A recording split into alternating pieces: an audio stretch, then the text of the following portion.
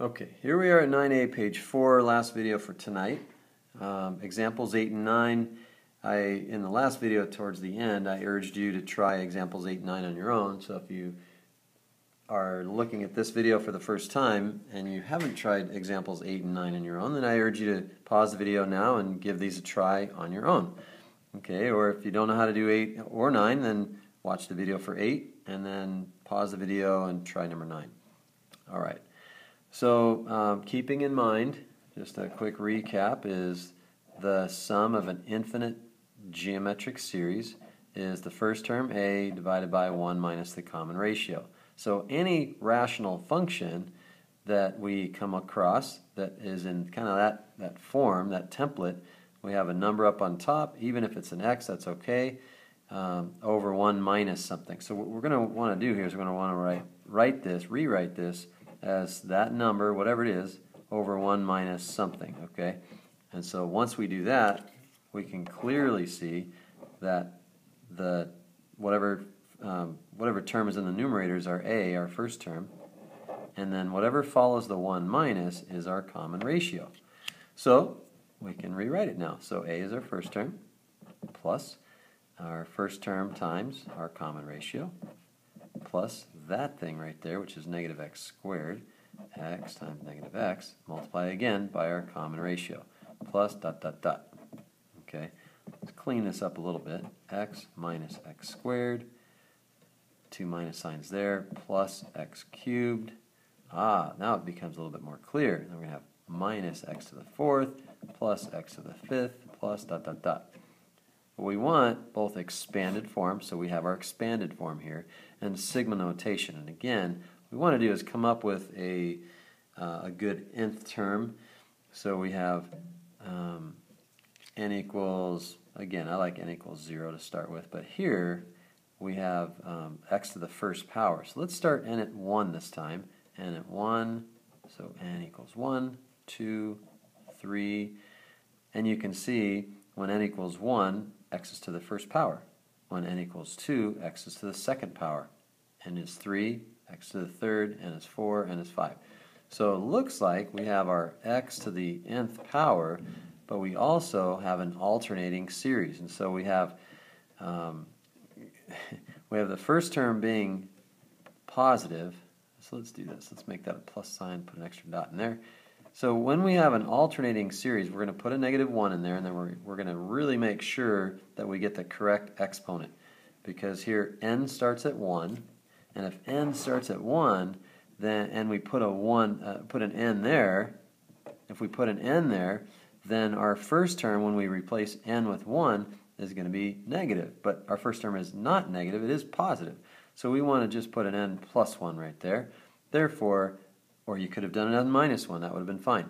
So n plus 1 would guarantee that when n is 1, our first term is going to be negative 1 to the second power, which is 1, times x to the 1. That's good. Let's just make sure that it works for the next one. When n is 2, we put 2 plus 1 is 3. So it's an odd power, so negative 1 to the odd power is negative, so that gives us a negative there, good. And then, again, n was 2, so x squared, we would get our second term. So that is indeed our nth term, and we have plus dot dot dot.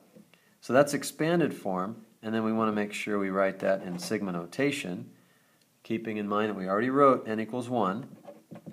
We're going to go to infinity, and then you just put the nth term right there, negative 1 to the n plus 1, and we're going to multiply that by x to the nth power. Okay, we could have started at 0 and made an n there and n plus 1 there. We didn't do that. Again, we want the interval of convergence, though.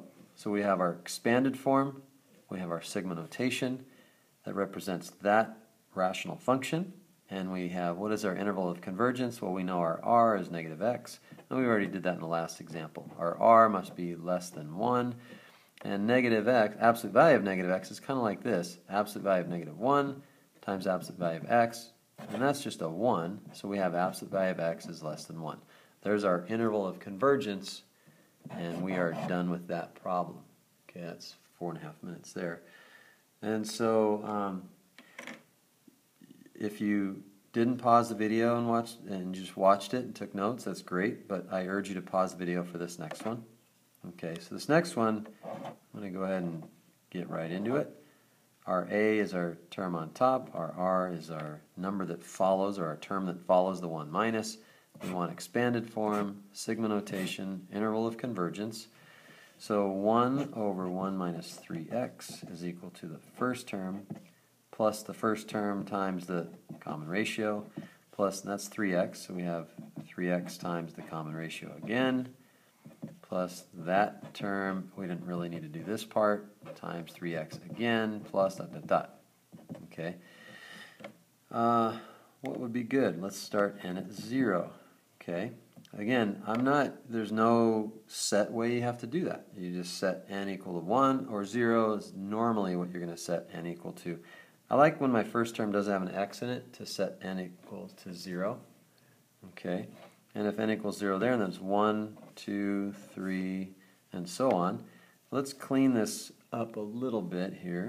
We have 1 plus 3x plus 9x squared plus 27x cubed. And we can see, and I probably should have done this, it probably would have been better to do this, 3 to the first power times x to the first, plus 3 to the second power times x to the second, and so on. Okay, or we could have just written it as 3x to the second power there, and so forth. But here we can see when n is 0, we have 3 to the 0, x to the 0. When n is 1, we have a 1 and a 1. N is 2, we have a 2 and a 2. 3's match. So our nth term would be, we have a 3 in every term. We have an x in every term. The value of n matches the term we're on. So if the value of n matches the term we're on, we could write it like that. 3 to the n, x to the n, we could have written it like this, 3x raised to the nth power, okay, which would have been fine. And then we say equals, so we have expanded form, and then we want sigma notation, and we start at n at 0. That's why I like to write everything down, so I can just go right back to it. N equals 0 to infinity, and then we just maybe rewrite it like that, 3x to the nth power. But then, again, we need our interval of convergence. And our interval of convergence, IOC, let me scoot on down here. The interval of convergence would be our common ratio. Absolute value has to be less than 1. Okay. Well, we don't want to leave it like that because we want to know what values of x would make this statement true. Okay, so we take our 3x and we get rid of the absolute value bars because we know when 3x is within 1 unit away from 0 on the number line, 3x has to be no more than 1 unit that way, and 3x has to be no more than 1 unit that way. So the 3x has to be in between -1 and 1. Okay?